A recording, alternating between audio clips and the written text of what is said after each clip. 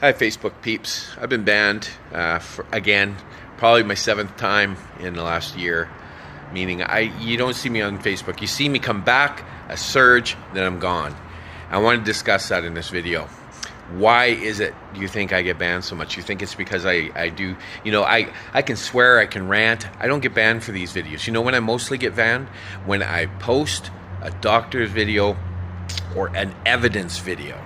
And here's what I've learned in the last year about cancel culture. And I'm going to show you something in a minute, so please stick around for this video.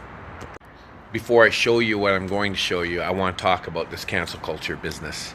I believe that I am one of the most banned personas on Facebook. You see Chris Guy and Pat King and all these guys, they don't get banned that much. They get banned, but they continue on, they continue on, they continue on. And I have a theory about this.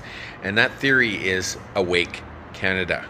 Awake Canada is a dangerous movement. And everything that I do leads people to Awake Canada. It's a dangerous movement to the agenda. It's not a dangerous movement to the people. Now, in our group on Facebook, Awake Canada, we've now surpassed 125,000 people. I believe they allow that group to keep continuing on because they know I have most of their email addresses because they've registered on our website. And if they take our group down, they're actually going to lose sight. It's better to keep an eye on your enemy as they would see us than to just dismiss them and not know what they're really doing. So in the Awake Canada group, there is a wackadoodle of a lot of weird theories, and some of them are true, some of them aren't. That's what free speech is. That's the cornerstone of all democracy. And we are under attack right now. I don't know if you can see it now. After 2.5 years, everything I've been preaching on my own personal profile, Awake Canada, everything, I think the most of the Canadian public is aware that something's going on. Now, we may have dissenting views on what that is. I probably, not to toot my own horn, but I probably dug deeper than most people have the time to, you see, because I am retired. I don't have to work. I have a lot of time on my hands, and when things didn't seem right, I investigated. Does that mean I'm right about everything? No, but I've made a lot of predictions over the past 2.5 years. I told you about the vaccine passports a year before they were introduced. I told you that the vaccines were going to be harmful to people a year before they were produced. I told you about the lockdowns. I told you about everything that happened that did eventually happen. So I'm either one heck of a future predictor and a fluke, or I've done some research. Now, I'm not telling you I'm right about everything, but I'm telling you this is why I'm banned, because I'm close to the truth. As I was saying on Awake Canada group, there's a lot of mixed theories, a lot of mixed things. But on awakecanada.org, I have accumulated and put the best information, bar none, on the scam that this pandemic was.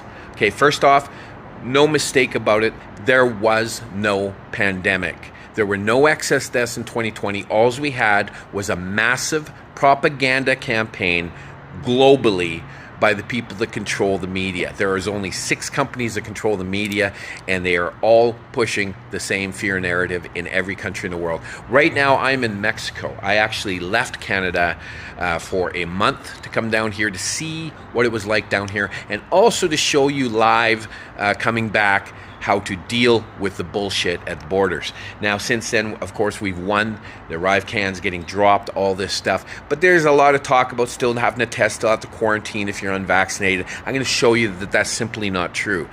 As a Canadian citizen, we have the right to travel free to and from our country with no discrimination whatsoever. If I am not sick, I'm not taking a test.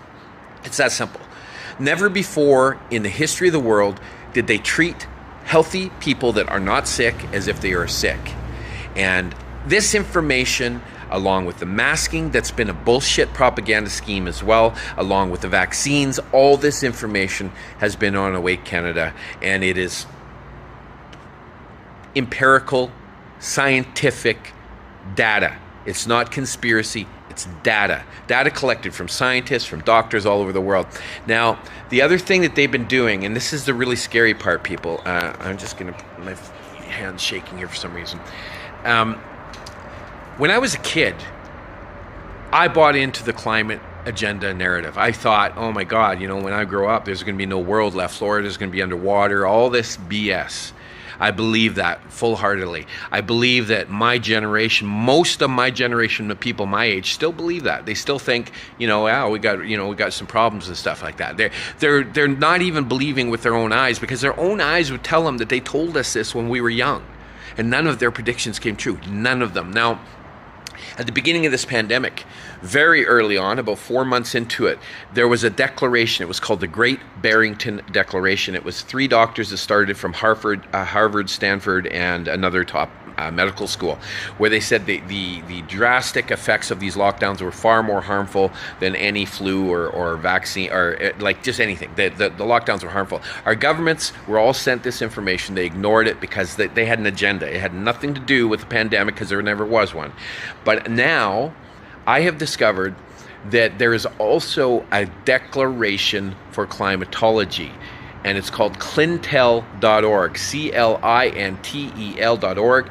Over 1,200 climatologists from around the world, including Canada, including Mexico, including the United States, have all signed on to this, saying there is no climate emergency.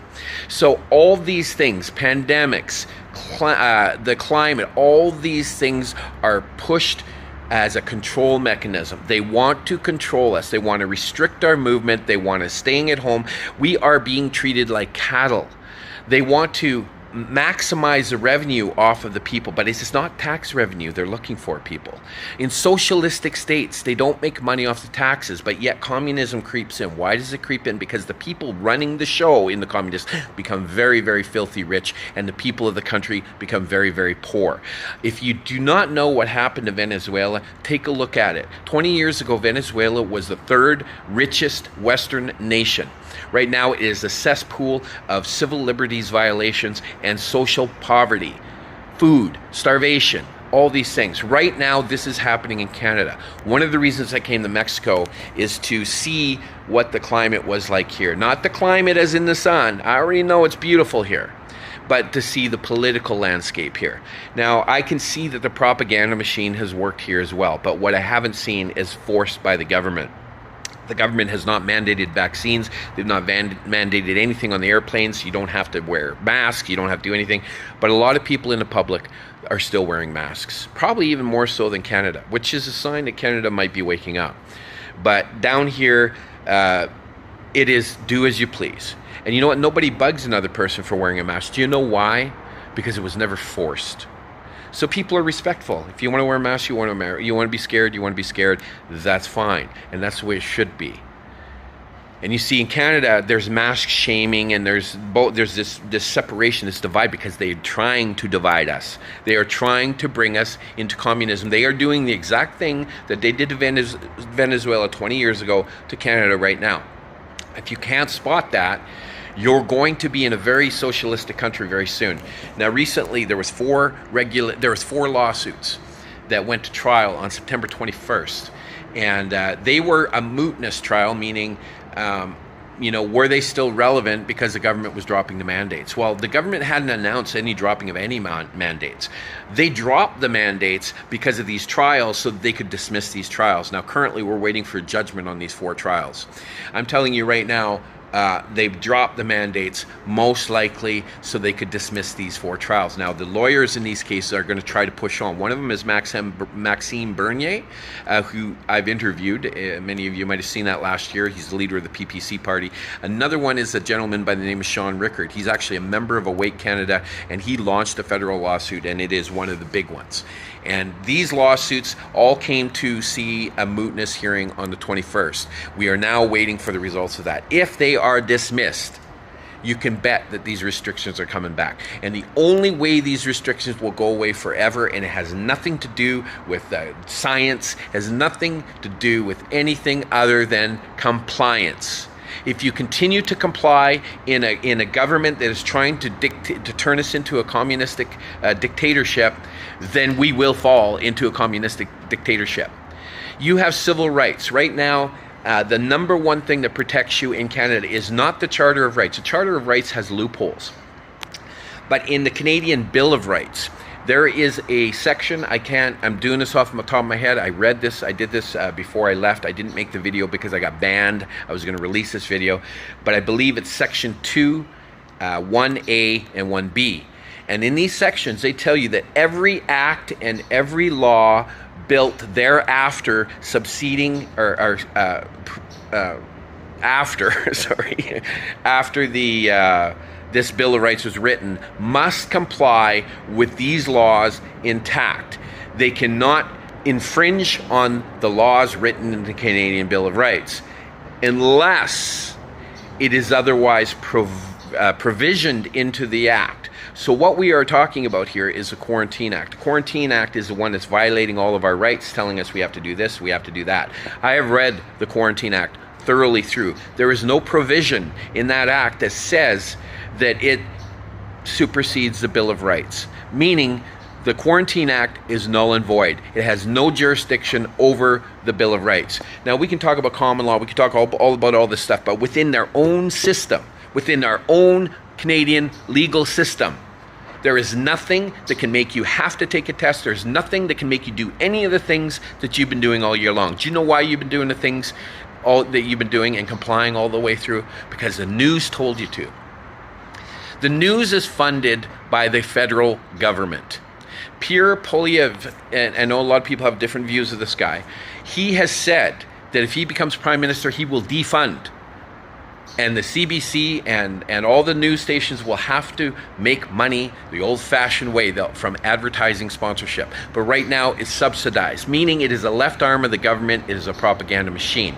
This is how they've taken over every country in the world, through their media. You control the media, you control the people. The media is what has controlled you for the past 2 years. So I have a lot of stuff I'm going to be saying when I come back. I'm back. I'm going to back more stronger than ever. But people, I get canceled a lot. Now I want you to watch what cancel culture is really about, because you know what happened in every communistic country in a turn of this last 100 years? What happens when communism comes in? Massive genocide. Now watch this. Cancel culture is a dress rehearsal for mass murder. They're seeing if people can be disappeared from social media, and if people accept people being disappeared from social media, then they will accept people being disappeared from the world. When communists get into power, when socialists get into power, they kill us. No kidding, no fooling, and our families are lucky to get away. Cancel culture is a dress rehearsal for extermination. And the kind of lies that are told about me in the mainstream media, in Wikipedia and other places, are very specifically designed to get crazy people to target me in a violent manner.